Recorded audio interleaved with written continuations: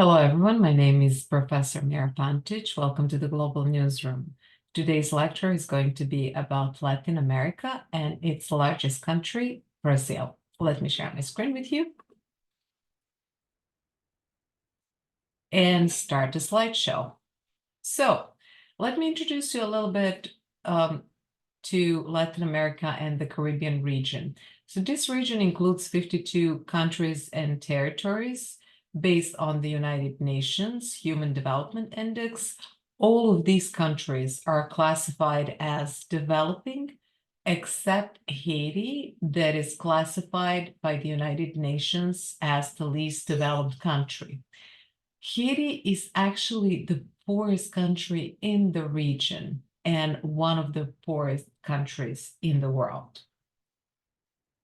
Looking into the media system in Latin America, people in this region obtain news from diverse sources. Those include television, radio, the press, but they also obtain news from digital media, such as news websites or social media platforms.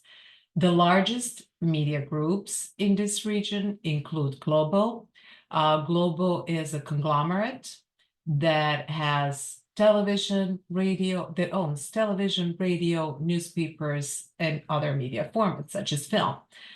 Then they have Pan Latin American Television, that includes CNN in Spanish, Mundovision, and Univision. And there's a group that owns independent digital news outlets. That group is called Sembra Media, and it is comprised of about 1,000 digital media outlets. Let's talk a little bit about freedom of the press in Latin America. According to multiple organizations, including the Committee to Protect Journalists, Reporters Without Borders, and Freedom House, this region has a lot of problems with respect to freedom of expression. According to the Freedom House, there has been a steady deterioration of freedom of expression in Latin America over the past few years. Reporters Without Borders has published multiple reports in the past years, and this organization called Latin America a dark horizon for press freedoms and a toxic environment for media workers and journalists. Let's take a look at the World Press Freedom Index for 2023. This region has been dealing with attacks on journalists and the spread of disinformation for years. But what we can see on the map is that all of these countries are struggling.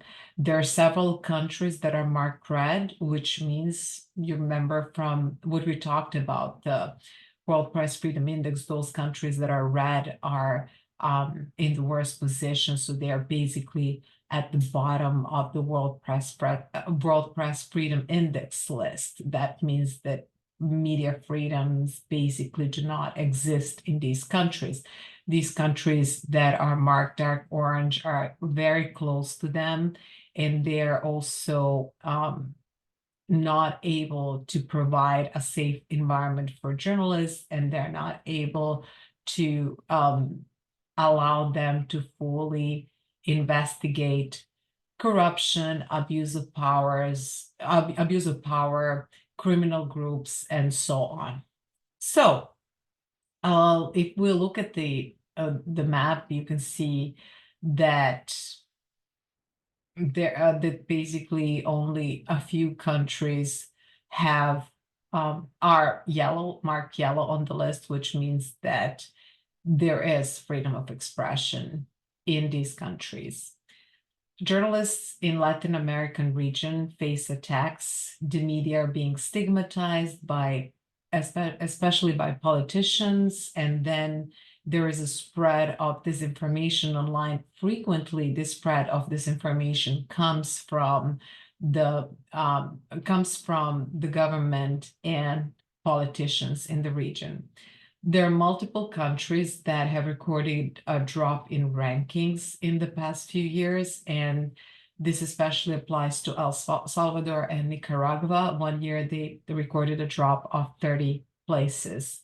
Even Costa Rica has been at the top of the ranking for years, and it still is like being the 23rd place on the list is still very good.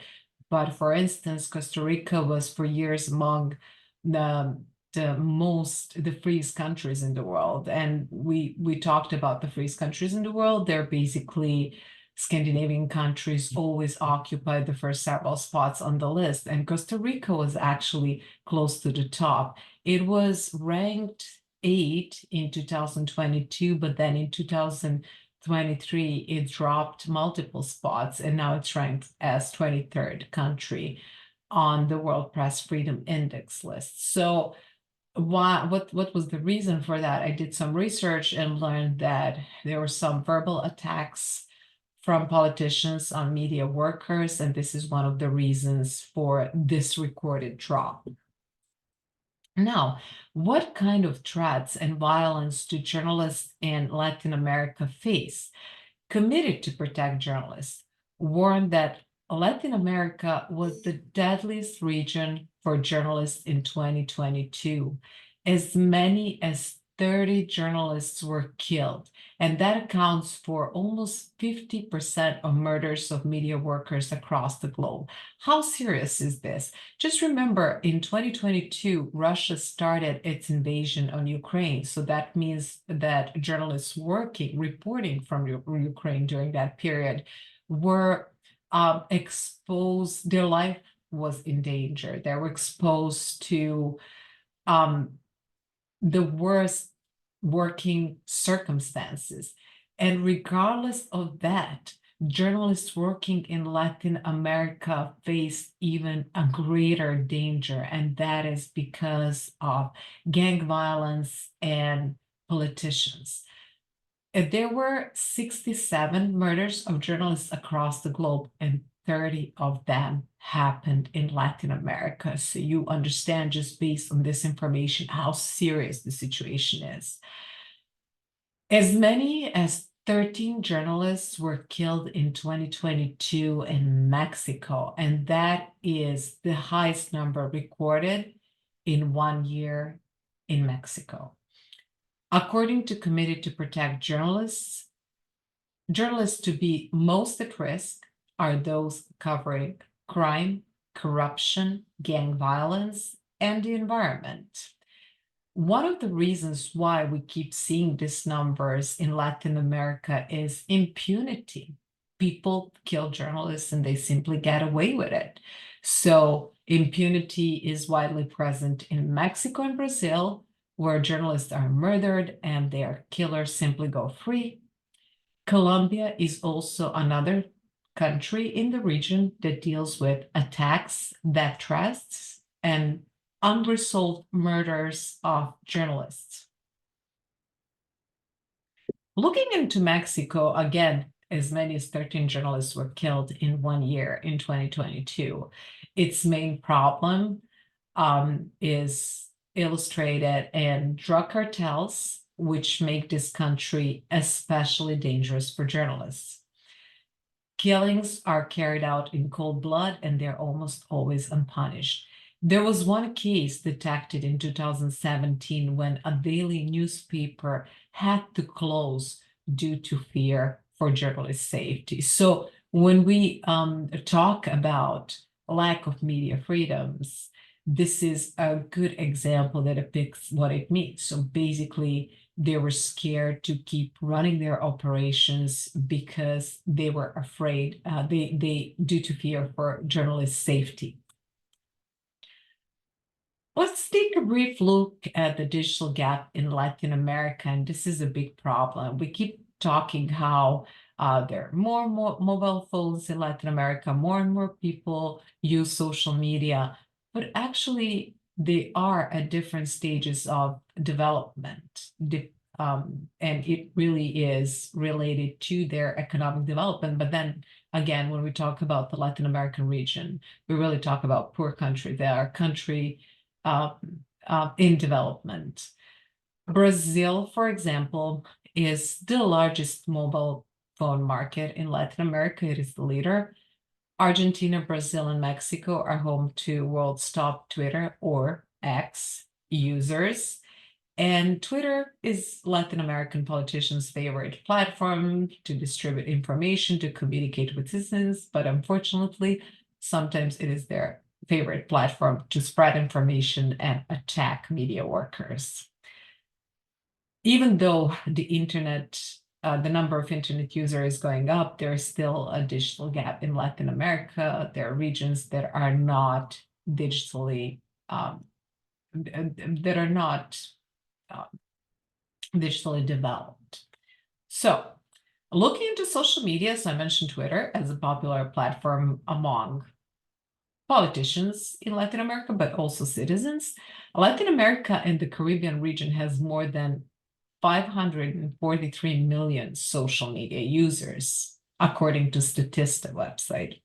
The most popular network in Latin America is Facebook, and Instagram is the second most popular social media. One phenomenon in terms of entertainment in Latin America is telenovelas. You know, when we talked about India, we talked about how they have their own Hollywood, which is called Bollywood. Well, Latin America has their own specific entertainment product, and that product is telenovelas. So this is a fictional genre with great economic power and cultural influence, not just across Latin America, but these telenovelas are also popular on other continents. The approach to telenovelas mixes fiction and reality, comedy and tragedy, and the most popular medium, and actually we can see telenovelas on television. The most popular medium is in Latin America, especially in Brazil, is television with a penetration of more than 90%. Top TV networks in Latin America mostly offer national programming that is focused on entertainment. So this was a brief description of Latin American region, and we will talk about other countries in Latin America in more detail in class. And you will introduce some countries in your presentations, but the country that I also wanted to talk about in a bit more detail is Brazil. The reason for this is because Brazil is the largest country in the region, and as I mentioned, it is definitely a leader in terms of social media and digital media use. The capital of Brazil is Brasilia. Its population is 217.2 million. The language they speak is Portuguese, and life expectancy for men is 72 years, while for women it is 79 years. Now, what do we know about Brazil? So its population reached 2017 million in 2023. Brazil is the only Portuguese-speaking country in Latin America. So while the rest of Latin America during colonialism was under Spanish rule, Brazil was under the Portuguese rule. It actually gained independence from Portugal about 200 years ago. Brazil is also one of the 10 top world economies, and it is a member of the BRICS. That is an organization comprised of several countries. They include Brazil, Russia, India, China, and South Africa. The group of countries predicted to turn into dominant economies by mid-century. And Brazil, as I already mentioned, is a fast adopter of media technologies. They are also avid social media users. The most popular media is television, and I talked about Globo, one of the conglomerates that is the most dominant in Latin American market. So Globo is the leading broadcaster. It dominates the market and runs TV and radio outlets, newspapers, pay TV, film industry. The press is mostly concentrated in large cities, and new technologies seem to assault the traditional media business instead of being adopted with care and strategy. People are switching to news consumption through digital platforms. In Brazil, there are more than 700 daily newspapers, and most of these newspapers are small. Most daily newspapers in Brazil have paywalls, just like newspapers in the US. As we talked about the paywalls before, it is a way for news organizations to charge for the content they produce so they can cover their operations, especially today when we see this drop in advertising and advertising revenues. So news organizations need to find other ways to finance their operations, and one of them is to introduce paywalls, so people who want to read their content, they need to pay for it. Otherwise, they won't be able to access it. Let's take a look at the ownership and free press. Since 2002, foreign companies in Brazil have been allowed to own up to 30% of local television, radio, and other media business. We see that news media and media in general are owned by media conglomerates, and Brazilian media companies in general are primarily family owned.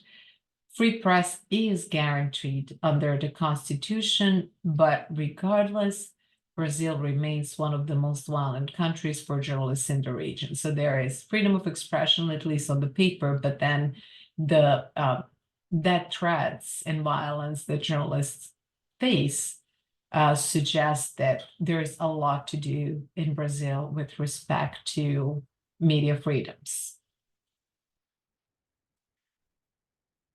Some other problems regarding news media is that broadcast licenses are frequently given to politicians. There are also cases of journalists being arrested after writing about corruption in politics. We also talked about impunity that basically encourages those who attack journalists to continue doing so because no one is punished for that. In 2012, 5 journalists and bloggers were murdered in Brazil, probably in connection to their work. And then 2 journalists who specialized in police and public security issues coverage had to flee the country. Looking into World Press Freedom Index, you see where Brazil is currently. It's in the middle of the list. So there are 180 countries that are included in World Press Freedom Index, and Brazil occupies 92nd place. Now, let's talk a little bit more about journalists in danger, because that is what is, I would say, one of the key features of this region, journalism performed in this region. Brazil and Mexico remain among the deadliest countries in the world, 10 deadliest countries in the world for journalists. Many journalists have been killed in Brazil in connection to their work. Reporters Without Borders suggest that the most vulnerable are those reporters in small and mid-sized cities who cover stories such as public policy and organized crime, where they are more vulnerable. There is some improvement in the past year, and the reason for that is this change of the establishment. So Brazil has a new president. It is Luiz da Silva, and some improvement has been detected with the advent of this president, whose term started at the beginning of 2023. Prior to this, Reporters Without Borders and the Committee to Protect Journalists, they kept pointing at the previous president, Bolsonaro, because during his presidency, attacks on journalists were constant. Now that has changed a little because the administration of the current president restored stability to relations between the media and the government, but this doesn't mean that the problems they're facing have disappeared. According to Reporters Without Borders, structural violence against journalists, highly concentrated media ownership, and the effects of disinformation still pose major challenges for press freedom. And to overview this lecture, what did we learn? Like, what are some of the facts that we learned about Latin America and Brazil? Freedom of expression in Latin America faces limitations. This environment is toxic and dangerous for media workers.